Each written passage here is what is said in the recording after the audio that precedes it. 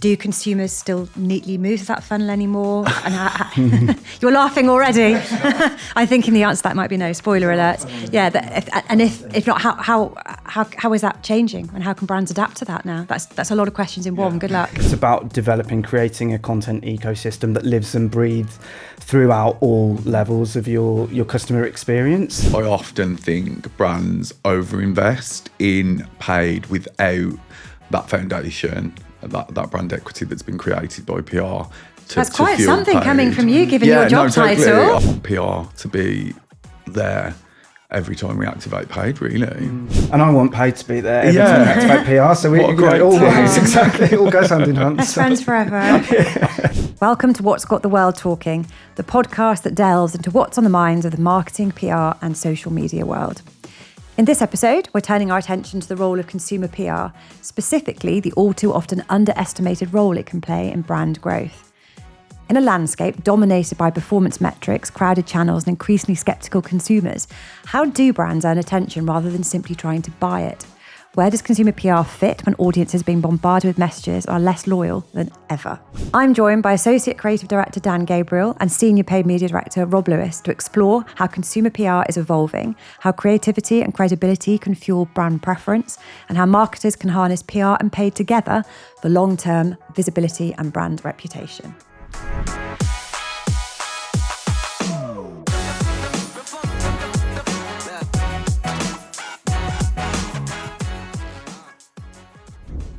So welcome back. I know you're almost regulars on this podcast now, but just if anyone's new, do you want to start by introducing yourselves? I'm Dan, I'm Associate Creative Director. And I'm Rob, Senior Paid Media Director here at WPR. So today we're here to discuss all things the role of consumer PR in 2026, which may leave people wondering why you're here, Rob, but all will become clear. Yeah. All become clear in no time at all.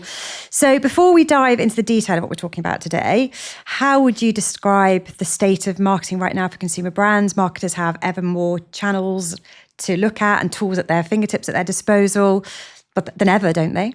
Yeah, absolutely. I mean, I think the variety, the fragmentation of the media landscape, the variety of tools and channels that we have available to us is both a blessing and a curse, really, because I think it means that we have the opportunity to reach and engage audience in multiple environments, but it also means that it creates challenges in terms of scalability and precision, I would say. I think a lot of brands don't necessarily have a problem with volume of content, but I think cohesion is something that can be a bit more of a challenge when we are operating across so many different media environments. Yeah, I'd absolutely second that. I think more platforms, more tools, more data. It's easier than ever to get the message out, but it's harder than ever to get that message to stick. I think that's kind of my assessment. Yeah, absolutely. Yeah.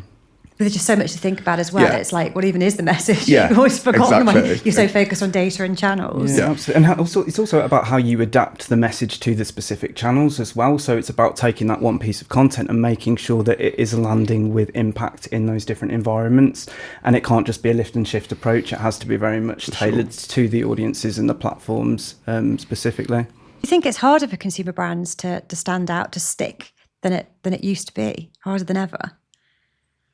Yeah, and I mean, with AI, you've got to think about that as well. I'd say harder than ever, and it's got harder even in the last year or two, I would say. Yeah, I'd agree with that. I think in today's attention economy, it's harder to capture consumer attention. It's even harder to retain it. And I think one of the things that is a real challenge for brands, it's not just about the volume of content, it's about distinctiveness. It's how you stand out from the sea of sameness and how you kind of stand for something outside of your competitors. And how do you think consumer expectations and preferences have changed in terms of where, when and how they interact with brands? For me, I would say there is definitely an immediacy in the way that consumers expect brands to interact with them. Like, everything is live and in the moment. Yeah. I think sort of gone are the days when, write to a brand, or you very much expect that kind of that brand response in the moment. And I think because of the different platforms and the different tools that are available, the expectations are so much higher in the way that we interact with brands. So I think immediacy is definitely one of the ways that consumers expect brands to interact with them. Yeah, absolutely, immediacy. And then I think there's kind of an expectation of cultural relevance. They're expecting not just to be spoken to by a brand, but to have a third party co-signing it. So I would say there's an expectation that there's creator involvement often. Yeah. And I think entertainment as well. I think you're seeing that more. I think maybe consumers feel, look, I'm investing in you. I'm giving you my hard-earned money, of which there's less and less to go around. Yeah. I want to have some kind of reward and be entertained in I think so. Yeah, more than just a product. Like you're buying into a world. Yeah, people buy more into that sort of brand interaction. I think the sort of the participation and that exchange that you have with brands is something that we're seeing a lot more of. I think the other thing is personalization, and I think with the improvement in targeting tools and ad products, I think there is more of an expectation that the content that is served to us through the algorithms and through the different tools that we have available is going to be very specifically tailored to our wants and needs, and anything that isn't is immediately disregarded. Yeah, I'd agree with all of that. So we used to talk very much about awareness, consideration, conversion, that funnel. Do consumers still neatly move that funnel anymore? And you're laughing already. I'm thinking the answer to that might be no. Spoiler alert. Yeah, if not, how is that changing, and how can brands adapt to that now? That's a lot of questions in one. Good luck. Yeah, I think the funnel's still really useful to think about as a marketer, but for a consumer, I think if you ask the consumer, how are you moving through a funnel? Obviously, it's very abstract, but yeah, they wouldn't be able to say. I think it's really about, from a brand point of view, you need to be thinking about consistency of message across channels, a really clear message, and that being consistent wherever that message is being delivered. Yeah, definitely. We talk a lot about channel neutrality, and I think it's more important now than ever before. It's about creating a content ecosystem that lives and breathes throughout all levels of your customer experience. There's an increased focus on how that message is delivered impactfully in different environments, and making sure that it's very tailored to the wants and needs of both the audience and the algorithm. Yeah. Do you think the perception of PR as an awareness tool is outdated? What is PR's role in that funnel that's no longer a model or a funnel anymore? I think it is quite an outdated. I think PR in its essence has always served a purpose in terms of building credibility, managing reputation, building trust with audiences, and I think that can really span all levels of the funnel that may or may not exist anymore. But I think the role of PR is so much more now in terms of shaping brand narrative and using it as a tool to really deliver brand messages to audiences in a way that is both compelling and very much aligned with the values of that specific organisation. So I think where PR can really help in terms of paid activation is it builds that longer term trust signal for the audience, and it really works in terms of creating a fertile ground for customers to buy into a brand and to build on that brand affinity. So it improves the efficiency of any sort of paid activity that you're running, and any conversion activity will deliver more impactfully because you've really primed the audience up to that point. Exactly that. I think coming from a performance marketing background prior to joining WPR, I think I kind of didn't see PR as an important channel as it is. Now I realise without the brand equity that PR builds, paid just doesn't deliver in the same way, for sure. Oh, I'm glad to hear we've converted. Yeah, I've been converted. You're going to be moving into applying for a job in PR next. And Dan, how would you explain to someone what PR can do today that perhaps it couldn't have done 5 or 10 years ago? I think the way to explain it's a really difficult thing to define, and lots of people will have different definitions of PR. For me, the biggest thing is about reinforcing trust within audiences and building that trust in a way that is really compelling for the audience and creates longevity for the brand to deliver its messages in a really authentic way.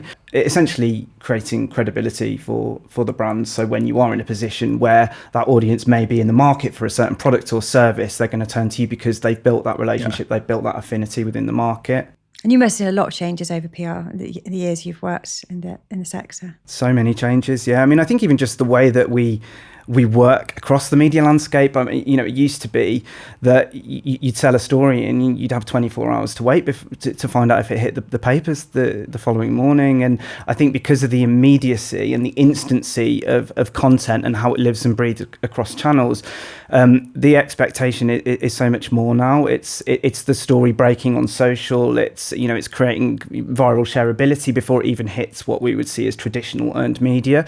So I think it's thinking differently about the role that earned media plays and the different channels that it needs to live and breathe across to land really effectively with audiences. So when we look at the owned, earned, paid channel mix, do you think brands are getting the investment split right?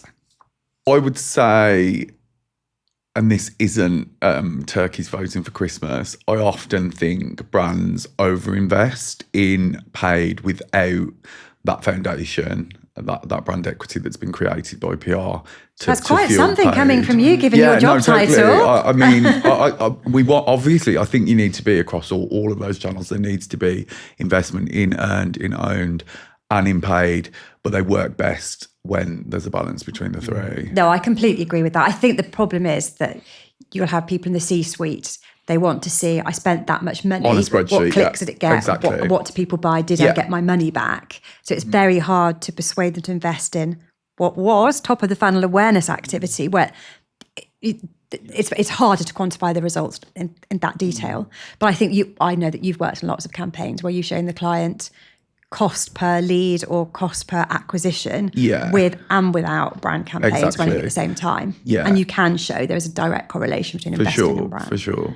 I think you're looking at around a 3x improvement on conversion when there's strong brand awareness created by another channel. 3 times? Yeah. Wow, that's quite significant. Was that something you'd agree with, Dan? I think the key thing to remember, and I think where it becomes an education piece when you are working with marketing teams, is it's a long game often, and it is that longer term investment in brands, in growth, in building that trust. So you have a solid foundation, and I think there can be a tendency within marketing teams to go for the shorter term gains and to funnel a lot of that budget into acquisition and trying to generate direct sales from marketing spend. So it is about educating on both the short and longer term benefits of investing in brand and kind of increasing that sort of longer term equity of brand within the audience. And do you think some brands or any brands are ever guilty of getting channels to deliver results they're not really designed for, rather than rethinking the mix? I think so. I think I'm sure you'll agree, Rob, people will often see paid as a silver bullet channel. Yeah, for sure. And they will want it to fix all of the problems. Yeah, and, it's the miracle. It's going to, Exactly, yeah. And, yes, it can be a really effective channel for driving impact, but it can't solve all of your business challenges. And I think it's about making sure you've got the right foundations to ensure that you're able to use paid to amplify and supercharge and really drive performance where it needs to be driven. I think when we unpack it, paid isn't actually a great awareness driving channel. Like, we can get mass reach, but does mass reach mean conversions? Not necessarily. Does it mean trust? Just having millions of impressions, absolutely, paid can do that for you. But unless people are bought into this world that you've built through owned and earned, then it won't necessarily convert into performance on paid. We're in a world where trust is an issue. We've probably spoken about it in every single podcast, and I think earned media it's earned its place at the table, I think, in terms of building that trust. It is that third-party endorsement and recommendation that holds and carries a lot of weight. With paid, yes, you can amplify a message and you can get lots of eyeballs onto a piece of content, but it doesn't always hold the same weight as a third-party endorsement and getting people to actively engage with your brand externally from something that you've supercharged with media spend. So where should PR be sitting in this complex landscape? I think it underpins everything in some ways. It's almost that kind of foundational work that builds longer term brand weight and equity. And I think it can work in so many different ways in terms of improving the efficacy of any bottom of the funnel activity. Yes, it's an awareness tool and it can get visibility and eyeballs onto brand, but it can also really help to drive participation with audiences and create consumer conversations that are really meaningful for the brand. So I think, PR has a halo effect that works across all areas of a very complex content ecosystem. Yeah. From my point of view, I want to be amplifying something that people are already talking about. So that's where PR comes in. If PR has already done a great job of creating that talkability, then that makes paid infinitely more scalable. So from my point of view, I want PR to be there every time we activate paid, really. And I want paid to be there every time we activate PR. So we always, exactly, it all goes hand in hand. Best friends forever. I've been working in this industry for quite a while now, as you can probably tell. And it feels like this is a really interesting moment for PR for me. What do you think it is that PR brings to the customer journey that other channels can't necessarily replicate?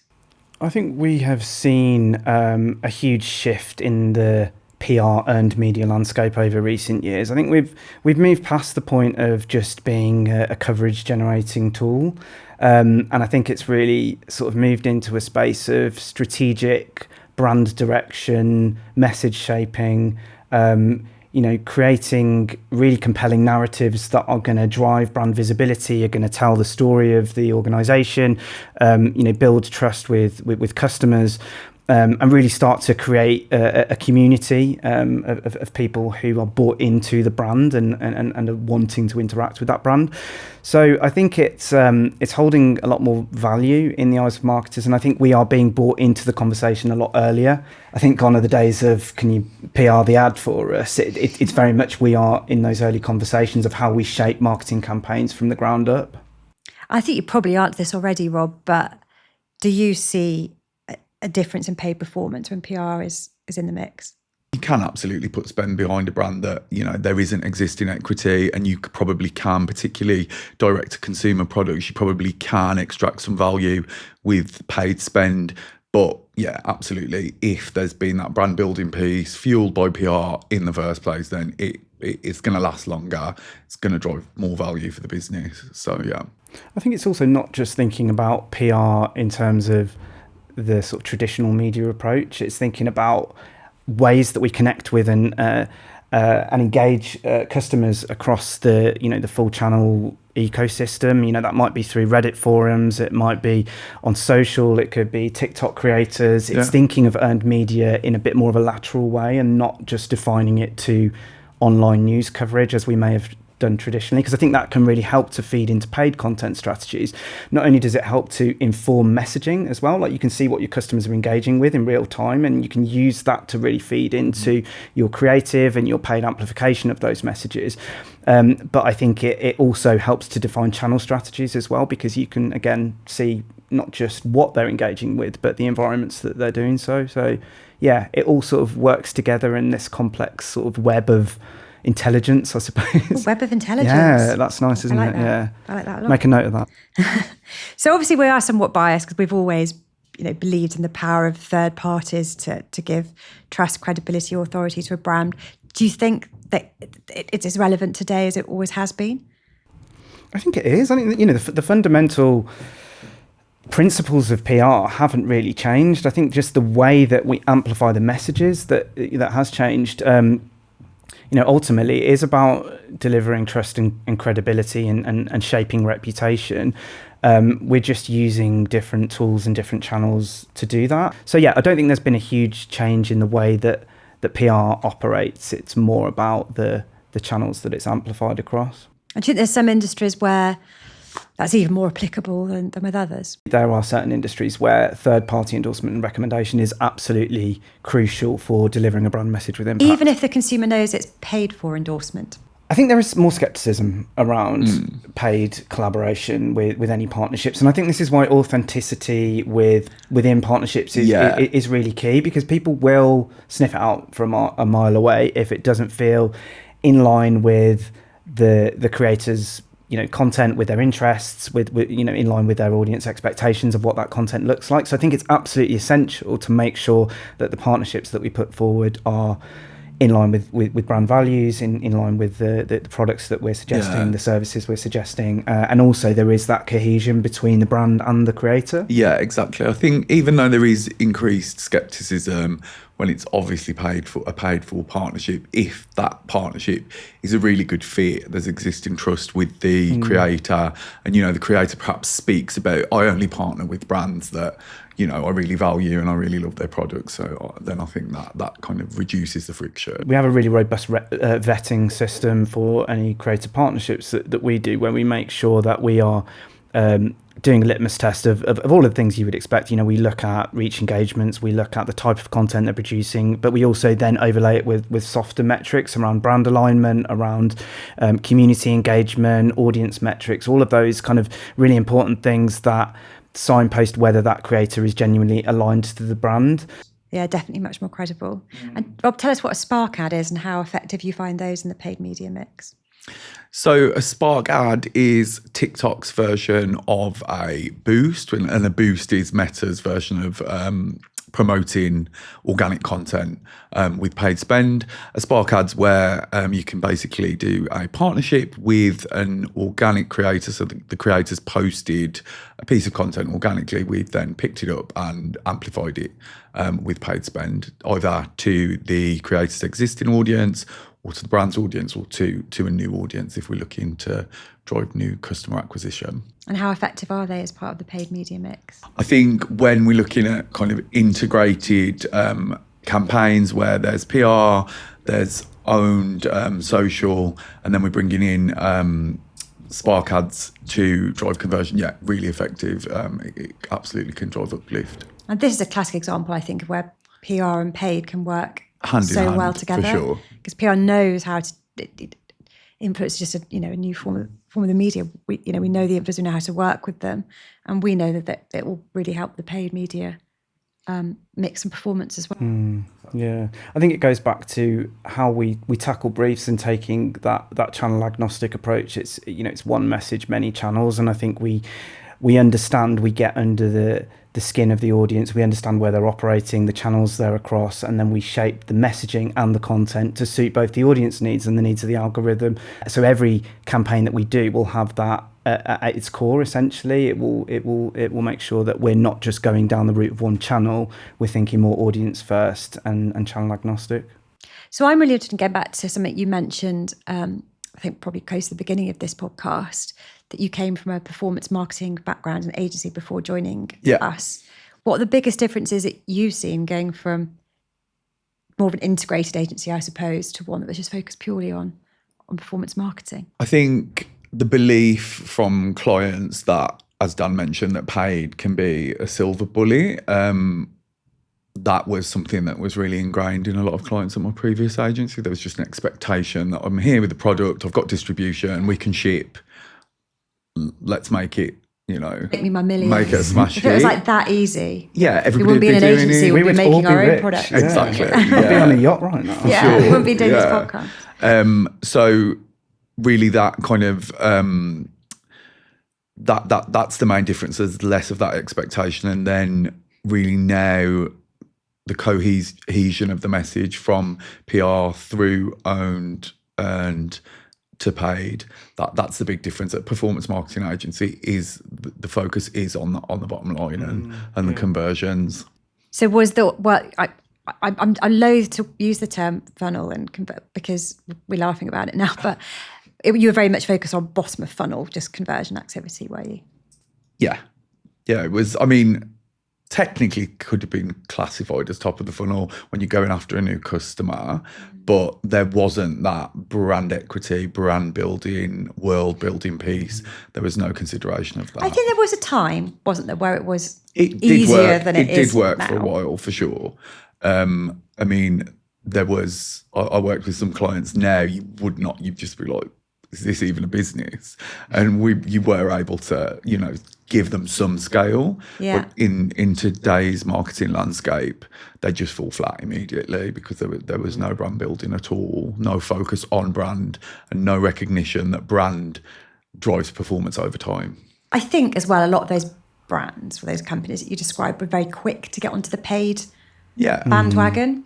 So they benefited from lack of competition. But you've only got to open any of your own social media It's crazy. feeds these days. Super and competitive. You are bombarded. I mean, so many Bombarded. different, again, going back to that point about fragmentation of the media, there are so many more channels and more formats to be bombarded with now. Yeah. So because of that, competition is rife, and I think it's not just a content volume game. It's content quality. I think people have upped their game, and brands need to up their game. Yeah. As I say, capturing attention now is so much harder than ever before. Retaining it is even harder. So I think creative really needs to pull its weight in paid now. It's not enough to just accelerate spend and to drive performance. You've really got to make sure that messaging is right, that the creative is delivering, it's engaging the audience, it's telling the brand story, and also driving commercial impact for the brand. So it's a tricky one. I would say though that although yes, absolutely way more competitive, isn't that there seems a lower barrier to entry for brands to have good quality creative. What I would say though is there seems to have been kind of there's a lot of sameness. So although there's lots of competition, there seems to have been like a flattening effect. I think that's like driven by AI. And so what I think is really important is going back to what you said, Dan, that distinctiveness piece. If you want to stand out in this super competitive market, it's really easy to get your message out. You can activate ads relatively easily, but you need that creativity and distinctiveness. Which is where consumer PR and creative comms kicks in, because it gives you an opportunity to really define what that brand message looks like, how it's going to resonate with the audience, and then paid is really just the amplifier. It's about supercharging that message and making sure that it's being delivered with impact. So the two work. So in a TikTok era, is the brand ad dead? I think a sort of more traditional brand ad, we know that if it isn't platform native, it's not working. So anything that feels overly polished, high production value, designed, really branded, it doesn't work. If it doesn't feel native to the feed, it's not working. I think the creator fronted, user generated, platform native ads that fit really authentically into the feed can absolutely deliver. And of course you've got the world of social commerce, TikTok Shop, etc., works particularly well for FMCG brands. There's absolutely an opportunity to really supercharge scale across the platform. I don't know if there's anything else you'd add to that, Rob. Yeah, I absolutely agree in terms of being native to the feed. And I think there needs to be a recognition that your brand lives elsewhere other than the feed. So you're bringing people into this world, this ecosystem via paid channels, via your TikTok feed, and you super designed, perfect looking brand can live on your website. It doesn't have to be everywhere. Yeah, I suppose as much you don't want to go onto TikTok and see a brand ad, you don't want to sit down and watch TV and see a TikTok either, do you? Exactly. It's all all right place, right time. Yeah. Which again just points back to one of the things we discussed right at the very beginning, that it is challenging for marketers because there are so many channels and platforms and formats and everything that you have to consider. Yeah, absolutely. And it is about knowing how to translate those messages correctly on the channels, and it can't always be a lift and shift approach. It's about adapting them to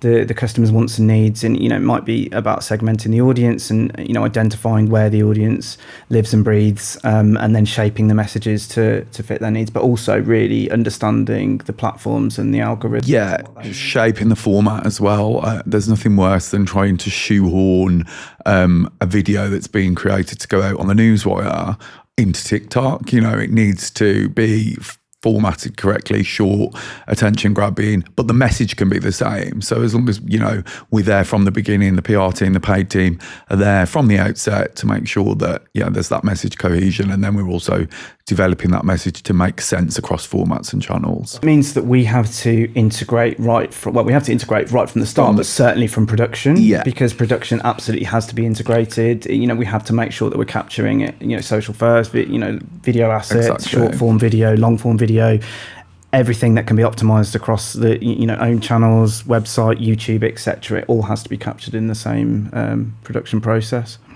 So I think we've established that PR is a great kind of awareness and trust building credibility tool that, when executed properly, has an impact on the performance of paid. With all that in mind, what does the dream brief look like to you two? Something lands at the door, it's an integrated response. What are you hoping to see in that? I don't want to be pushed down a channel. I think that's one of the worst things that can happen. And we know that sometimes someone will come to us and say, we need PR support. And it's not to say that we would look at that brief and say, no, that's not what you need. It's about understanding then how earned media would fit in with the rest of their channels, and the rest of that can be integrated seamlessly. I think what's really good and what can be really impactful is when we get a brief and we have a real grasp and understanding of what the core business challenges that we're trying to address, because then we can again take a channel agnostic approach to trying to provide a solution to solve those problems. And that might be pulling through earned, it might be looking at owned, it might be looking at GEO. We'll make sure that we put forward the right approach, the right strategy, and the right channels to achieve those objectives. So for me, it's about it being a bit of an open book in terms of the channels. Yeah, I think I'd agree. And then when you take that recommendation back to the client, there's an open-mindedness to, they've come to you with a brief, they probably had a preconceived notion of how they think it should be activated. We'll go away, think that through, overlay consumer research, really create a strategy, and then take that back to them. That's a perfect brief when, they take the recommendation. I think the other thing that's really important is it's not, I won't go away and work on a creative strategy and a creative brief without working with Rob and his team to understand, because there's so much that we can learn from you in terms of channel optimization. To an extent, you'll want to know the creative direction that's going to be taken, but equally there's a lot that I'll be able to learn in terms of where the audience is operating and the different channel opportunities. So that will then potentially shape how we'll ideate and how we'll kind of identify a creative route that's going to deliver the message effectively to the audience on the channels that they're operating. So it's about having that collaborative approach to the brief at a really early stage, and not just seeing paid as, we'll just chuck a bit of spend behind it at the end. Once we've got the PR out, we'll just put it on Facebook and boost a couple of posts. It doesn't work like that. It's not good enough. So I agree with all of that. Is there a simple answer to a very broad question when marketers looking at their budgets?